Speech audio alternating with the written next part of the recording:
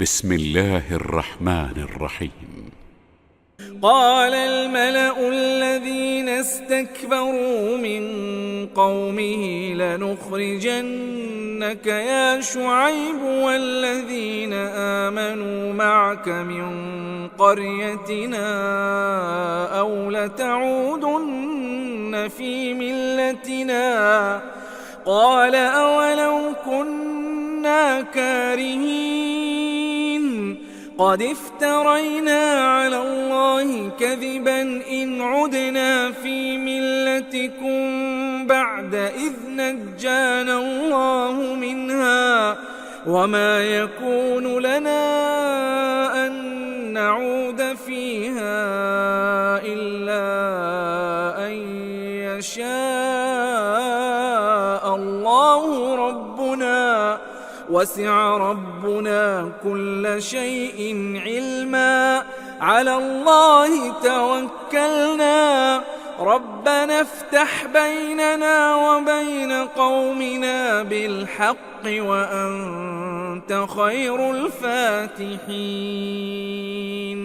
وقال الملأ الذين كفروا من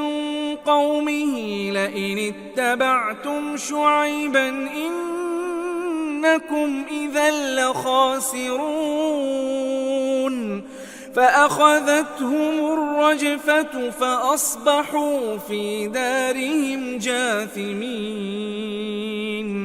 الذين كذبوا شعيبا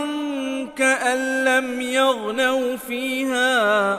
الذين كذبوا شعيبا كانوا هم الخاسرين. فتولى عنهم وقال يا قوم لقد أبلغتكم رسالات ربي ونصحت لكم فكيف آسى على قوم كافرين. وما أرسلنا في قرية من نبي إلا أخذنا أهلها بالبأساء والضراء لعلهم يضرعون ثم بدلنا مكان السيئة الحسنة حتى عفوا وقالوا قد مس آباءنا الضراء والسراء فأخذناهم بغتة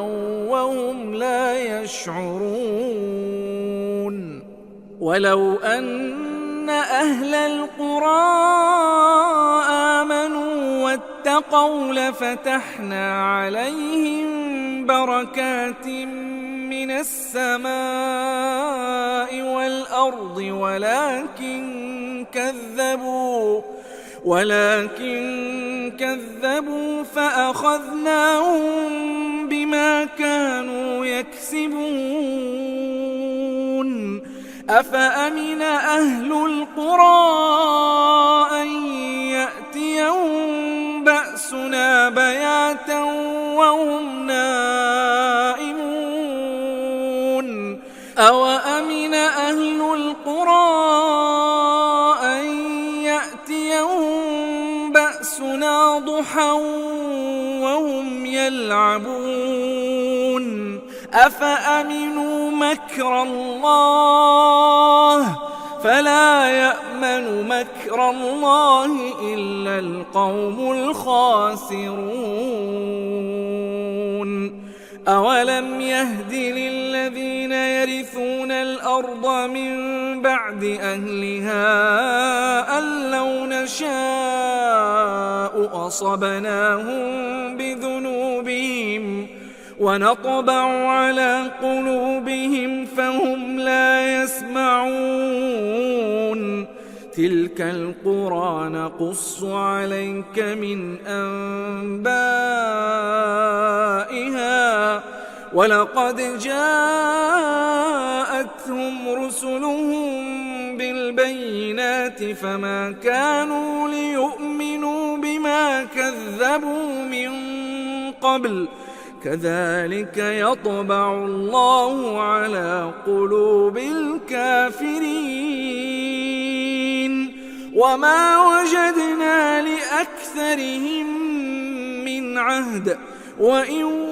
وجدنا أكثرهم لفاسقين ثم بعثنا من بعدهم موسى بآياتنا إلى فرعون وملئه فظلموا بها فانظر كيف كان عاقبة المفسدين وقال موسى يا فرعون إني رسول من رب العالمين حقيق على ألا أقول على الله إلا الحق قد جئتكم ببينة من ربكم فأرسل معي بني إسرائيل قال إن كنت جئت بآية فأت بها إن كنت من الصادقين فألقى عصاه فإذا هي ثعبان مبين ونزع يده فإذا هي بيضاء للناظرين قال الملأ من قوم فرعون إن هذا لساحر عليم يريد أن يخرجكم من أرضكم فماذا تأمرون قالوا أرجه وأخاه وأرسل في المدائن حاشرين يأتوك بكل ساحر عليم وجاء السحرة فرعون قالوا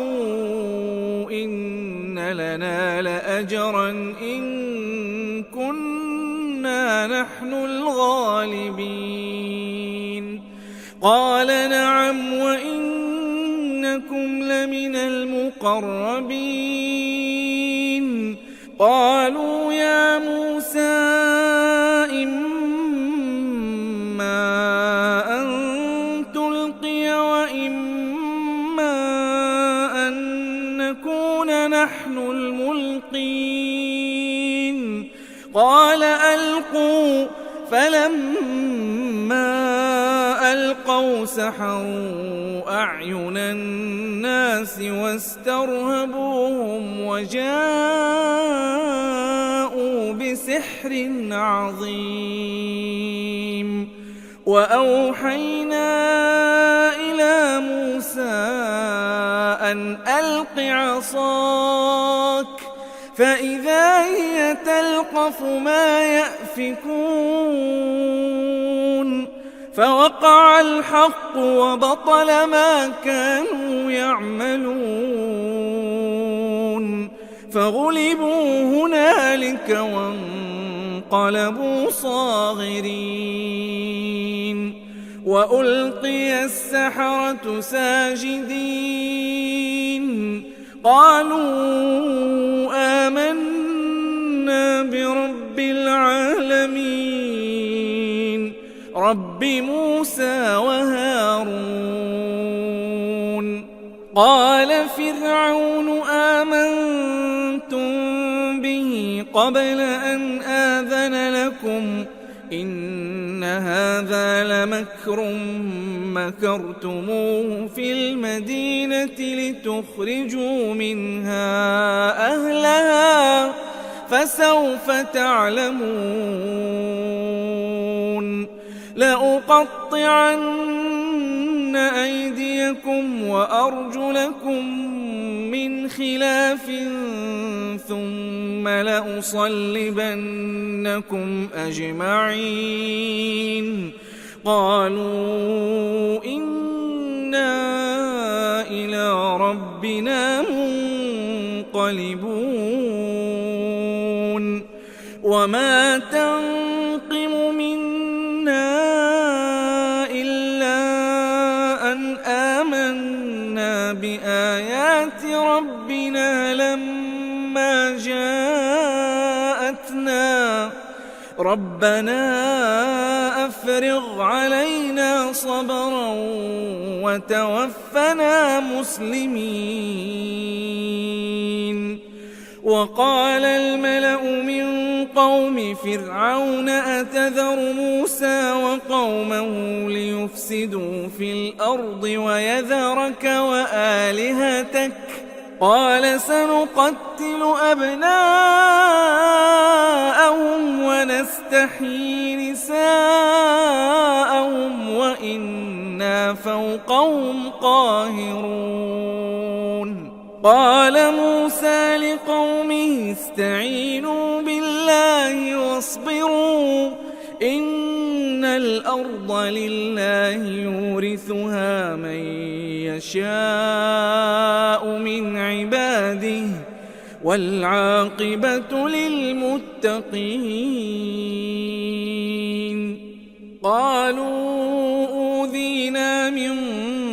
قبل أن تأتينا ومن بعد ما جئتنا قال عسى ربكم أن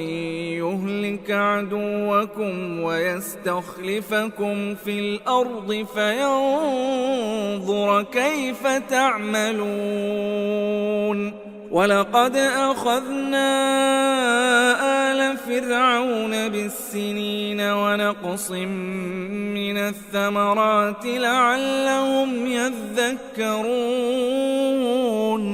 فإذا جاءتهم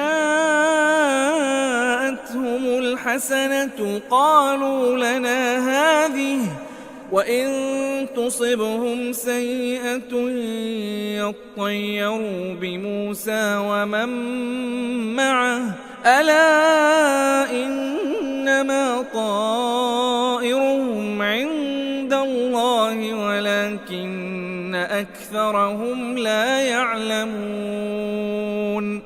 وقالوا مهما تأتنا به من آية لتسحرنا بها فما نحن لك بمؤمنين فأرسلنا عليهم الطوفان والجراد والقمل والضفادع والدم آيات مفصلات فاستكبروا وكانوا قوما مجرمين ولما وقع عليهم الرجز قالوا يا موسى ادع لنا ربك بما عهد عندك لئن كشفت عنا الرجز لنؤمنن لك ولنرسلن معك بني إسرائيل فلما كشفنا عنهم الرجز إلى أجل هم بالغوه إذا هم ينكثون فانتقمنا منهم فأغرقناهم في اليم بأنهم كذبوا بآياتنا وكانوا عنها غافلين وأورثنا القوم الذين كانوا يستضعفون مشارق الأرض ومغاربها التي باركنا فيها وتمت كلمة ربك الحسنى على بني إسرائيل بما صبروا ودمرنا ودمرنا ما كان يصنع فرعون وقومه وما كانوا يعرشون وجاوزنا ببني إسرائيل البحر فأتوا على قوم يعكفون على أصنام لهم قالوا يا موسى اجعل لنا إلها كما لهم آلهة قال إنكم قوم تجهلون إن هؤلاء متبر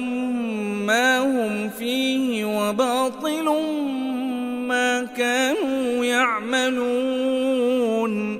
قال أغير الله أبغيكم إلها وهو فضلكم على العالمين وإذ أنجيناكم من آل فرعون يسومونكم سوء العذاب يقتلون أبناءكم ويستحيون نساءكم وفي ذلكم بلاء من ربكم عظيم وواعدنا موسى 30 ليلة وأتممناها ب10 فتم ميقات ربه 40 ليلة وقال موسى لأخيه هارون اخلفني في قومي وأصلح ولا تتبع سبيل المفسدين ولما جاء موسى لميقاتنا وكلمه ربه قال رب أرني أنظر إليك قال لن تراني ولكن انظر إلى الجبل فإن استقر مكانه فسوف تراني فلما تجلى ربه للجبل جعله دكا وخر موسى صعقا فلما أفاق قال سبحانك تبت إليك وأنا أول المؤمنين قال يا موسى إني اصطفيتك على الناس برسالاتي وبكلامي فخذ ما آتيتك وكن من الشاكرين وكتبنا له في الألواح من كل شيء موعظة وتفصيلا لكل شيء فخذها بقوة وأمر قومك يأخذوا بأحسنها سأريكم دار الفاسقين سأصرف عن آياتي الذين يتكبرون في الأرض بغير الحق وإن يروا كل آية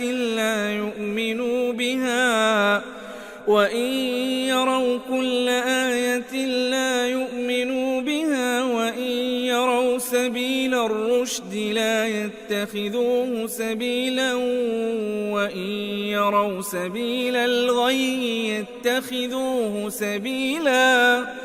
ذلك بأنهم كذبوا بآياتنا وكانوا عنها غافلين والذين كذبوا بآياتنا ولقاء الآخرة حبطت أعمالهم هل يجزون إلا ما كانوا يعملون واتخذ قوم موسى من بعده من حليهم جسدا له خوار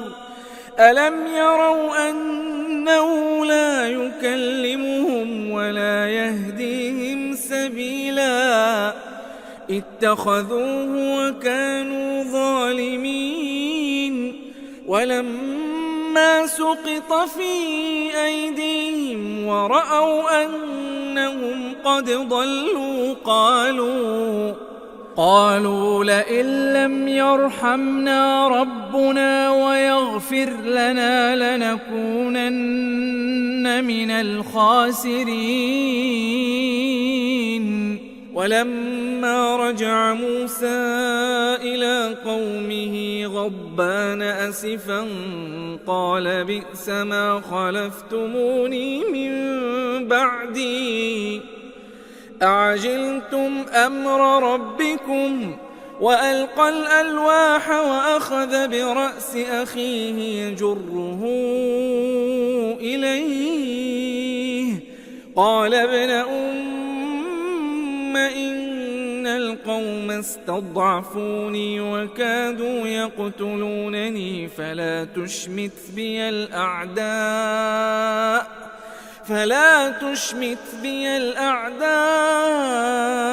ولا تجعلني مع القوم الظالمين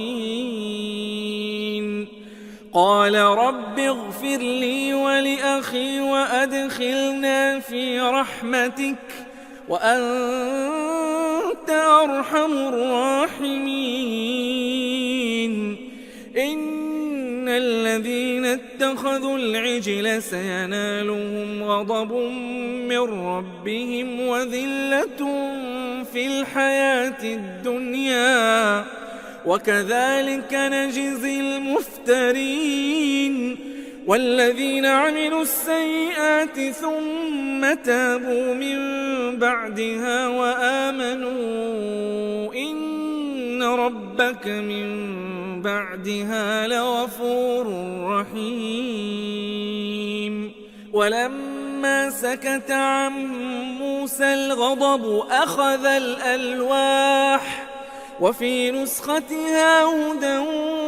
ورحمة للذين هم لربهم يرهبون واختار موسى قومه 70 رجلا لميقاتنا فلما أخذتهم الرجفة قال رب لو شئت أهلكتهم من قبل وإياي أتهلكنا بما فعل السفهاء منا إن هي إلا فتنتك تضل بها من تشاء وتهدي من تشاء أنت ولينا فاغفر لنا وارحمنا وأنت خير الغافرين واكتب لنا في هذه الدنيا حسنة وفي الآخرة إنا هدنا إليك قال عذابي أصيب به من أشاء ورحمتي وسعت كل شيء فسأكتبها للذين يتقون ويؤتون الزكاة والذين هم بآياتنا يؤمنون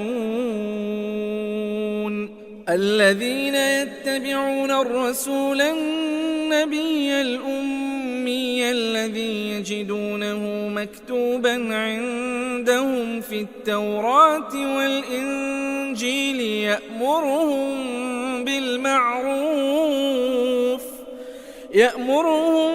بالمعروف وينهاهم عن المنكر ويحل لهم الطيبات ويحرم عليهم الخبائث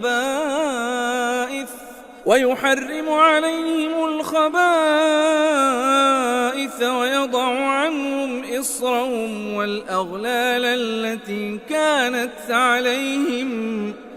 فالذين آمنوا به وعزروه ونصروه واتبعوا النور الذي أنزل معه أولئك هم المفلحون. قل يا أيها الناس إني رسول الله إليكم جميعا الذي له ملك السماوات والأرض لا إله إلا هو يحيي ويميت، فآمنوا بالله ورسوله النبي الأمي الذي يؤمن بالله وكلماته واتبعوه لعلكم تهتدون. ومن قوم موسى أمة يهدون بالحق وبه يعدلون. وقطعناهم 12 أسباطا أمما، وأوحينا إلى موسى إذ استسقاه قومه أن اضرب بعصاك الحجر، فانبجست منه 12 عينا، قد علم كل أناس مشربهم، وظللنا عليهم الغمام وأنزلنا عليهم المن والسلوى، كلوا من طيبات ما رزقناكم، وما ظلمونا ولكن كانوا أنفسهم يظلمون. وإذ قيل لهم اسكنوا هذه القرية وكلوا منها حيث شئتم وقولوا حطة وادخلوا الباب سجدا نغفر لكم خطيئاتكم سنزيد المحسنين. فبدل الذين ظلموا منهم قولا غير الذي قيل لهم فأرسلنا عليهم رجزا من السماء بما كانوا يظلمون. واسألهم عن القرية التي كانت حاضرة البحر إذ يعدون في السبت إذ تأتيهم حيتانهم يوم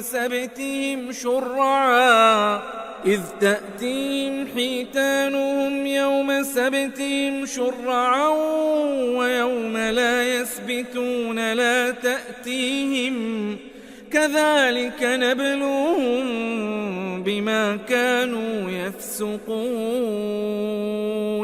وإذ قالت أمة منهم لم تعظون قوما الله مهلكهم أو معذبهم عذابا شديدا، قالوا معذرة إلى ربكم ولعلهم يتقون. فلما نسوا ما ذكروا به أنجينا الذين ينهون عن السوء وأخذنا الذين ظلموا بعذاب بئيس بما كانوا يفسقون. فلما عتوا عما نهوا عنه قلنا لهم كونوا قردة خاسئين.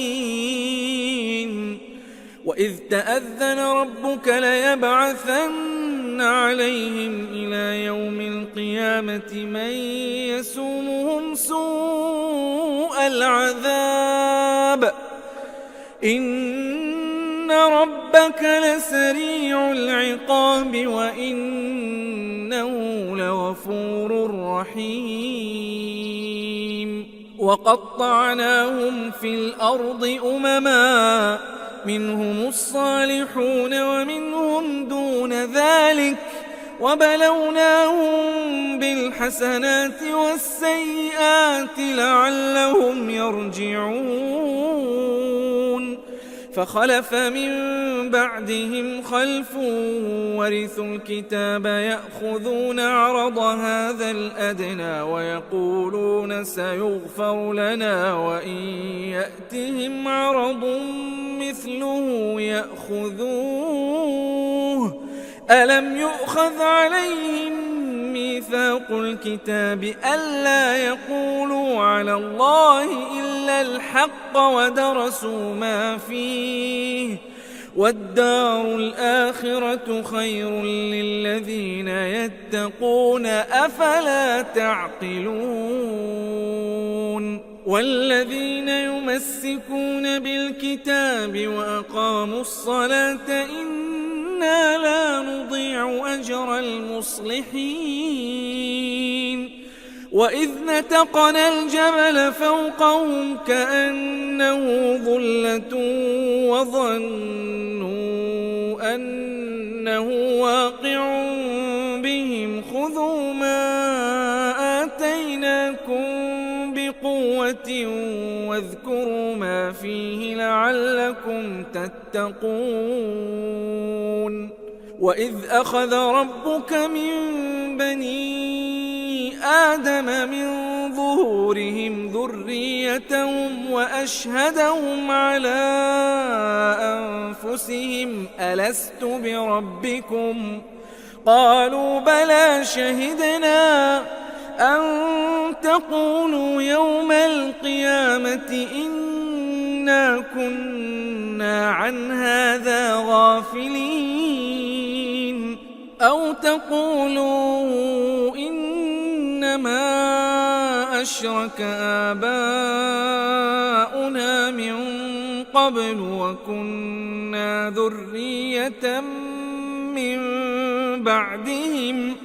أفتهلكنا بما فعل المبطلون وكذلك نفصل الآيات ولعلهم يرجعون واتل عليهم نبأ الذي آتيناه آياتنا فانسلخ منها فأتبعه الشيطان فكان من الغاوين ولو شئنا لرفعناه بها ولكنه أخلد إلى الأرض واتبع هواه فمثله كمثل الكلب إن تحمل عليه يلهث أو تتركه يلهث ذلك مثل القوم الذين كذبوا بآياتنا فاقصص القصص لعلهم يتفكرون ساء مثلا القوم الذين كذبوا بآياتنا وأنفسهم كانوا يظلمون من يهد الله فهو المهتدي ومن يضلل فأولئك هم الخاسرون ولقد ذرأنا لجهنم كثيرا من الجن والإنس لهم قلوب لا يفقهون بها ولهم أعين لا يبصرون بها ولهم آذان لا يسمعون بها أولئك كالأنعام بل هم أضل أولئك هم الغافلون ولله الأسماء الحسنى فادعوه بها وذروا الذين يلحدون في أسمائه سيجزون ما كانوا يعملون وممن خلقنا أمة يهدون بالحق وبه يعدلون والذين كذبوا بآياتنا سنستدرجهم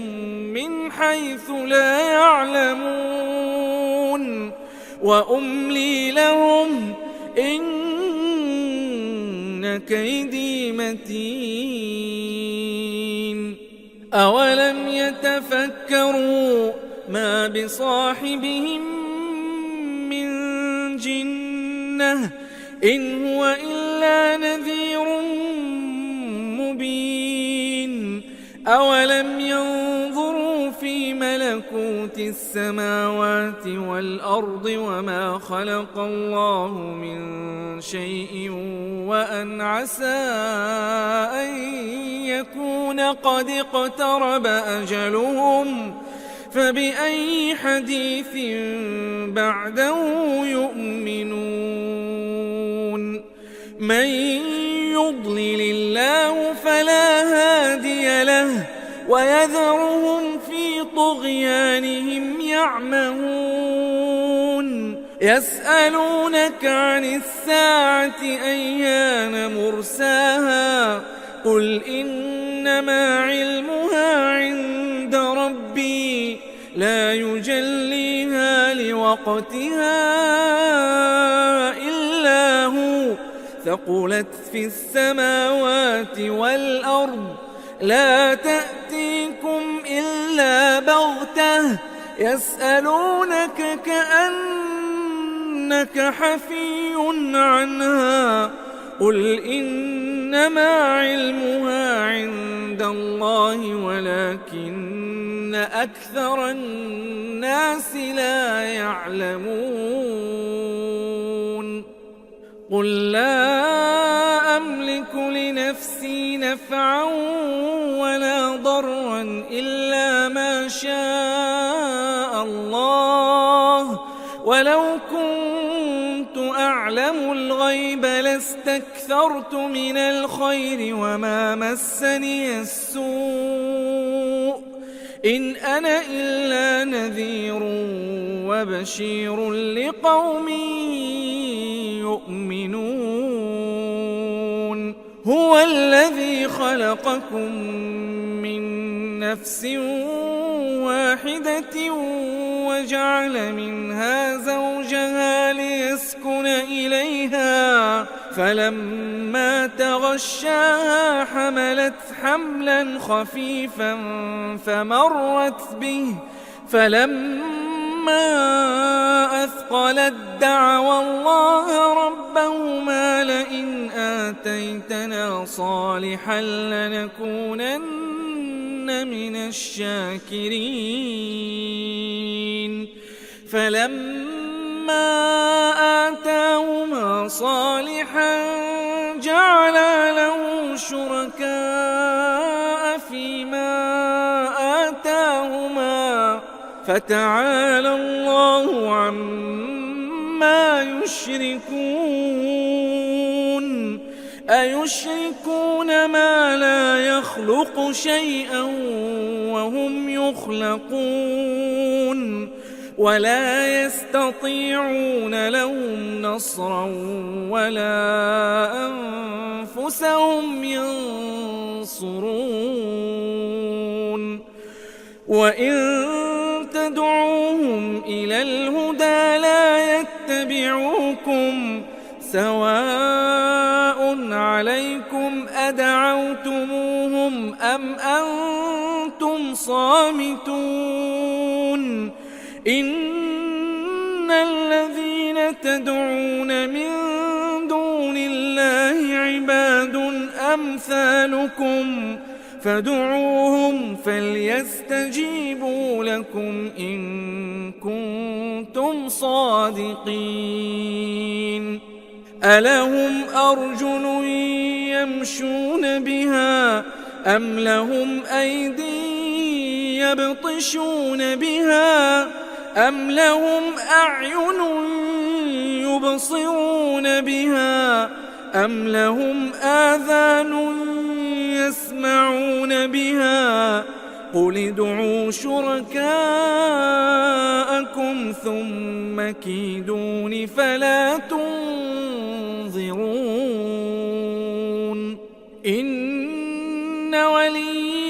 الله الذي نزل الكتاب وهو يتولى الصالحين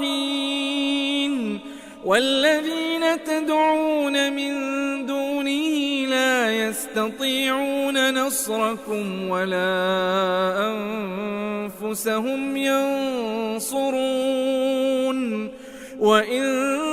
تدعوهم إلى الهدى لا يسمعوا وتراهم ينظرون إليك وهم لا يبصرون خذ العفو وأمر بالعرف وأعرض عن الجاهلين وإما ينزغنك من الشيطان نزغ فاستعذ بالله إنه سميع عليم إن الذين اتقوا إذا مسهم طائف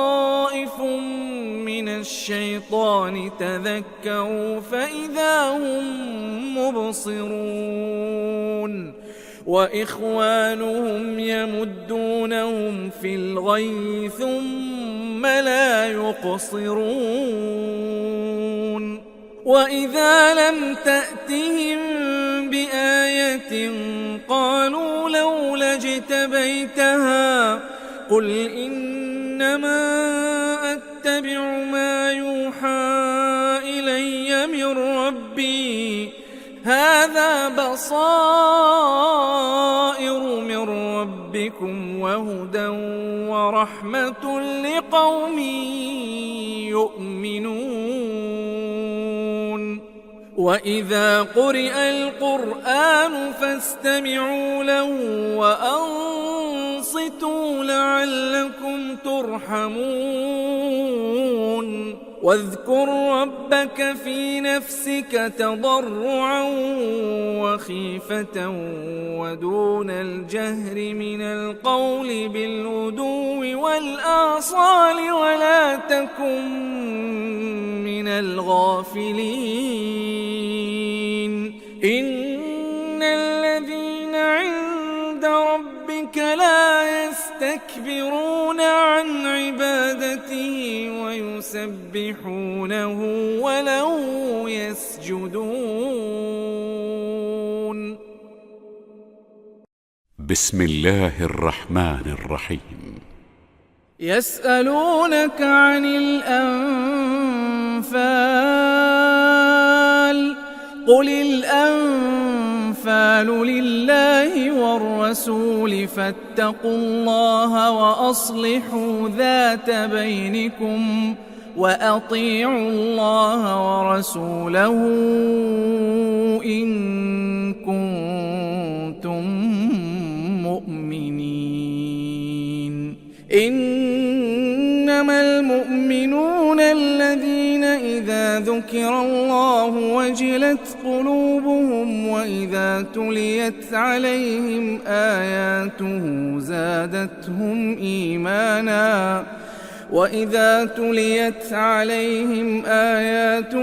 زادتهم إيمانا وعلى ربهم يتوكلون الذين يقيمون الصلاة ومما رزقناهم ينفقون أولئك هم المؤمنون حقا لهم درجات عند ربهم ومغفرة ورزق كريم كما أخرجك ربك من بيتك بالحق وإن فريقا من المؤمنين لكارهون يجادلونك في الحق بعدما تبين كأنما يساقون إلى الموت وهم ينظرون وإذ يعدكم الله إحدى الطائفتين أنها لكم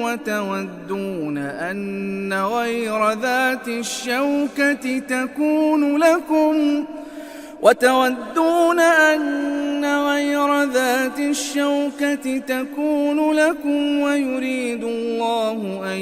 يحق الحق بكلماته ويقطع دابر الكافرين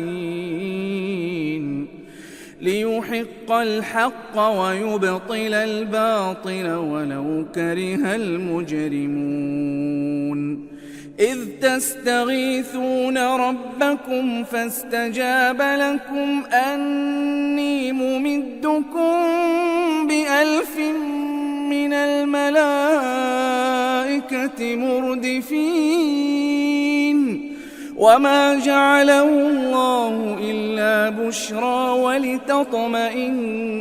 به قلوبكم وما النصر إلا من عند الله إن الله عزيز حكيم إذ يغشيكم النعاس أمنة منه وينزل عليكم من السماء ماء ليطهركم به ويذهب عنكم رجز الشيطان وليربط على قلوبكم ويثبت به الأقدام إذ يوحي ربك إلى الملائكة أني معكم فثبتوا الذين آمنوا سألقي في قلوب الذين كفروا الرعب فاضربوا فوق الأعناق واضربوا منهم كل بنان ذلك بأنهم شاقوا الله ورسوله ومن يشاقق الله ورسوله فإن الله شديد العقاب ذلكم فذوقوه وأن للكافرين عذاب النار يا أيها الذين آمنوا إذا لقيتم الذين كفروا زحفا فلا تولوهم الأدبار ومن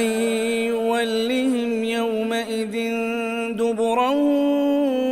إلا متحرفا لقتال أو متحيزا إلى فئة فقد باء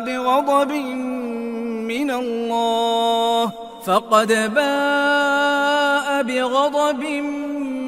من الله ومأواه جهنم وبئس المصير فلم تقتلوهم ولكن الله قتلهم وما رميت إذ رميت ولكن الله رمى وليبلي المؤمنين منه بلاء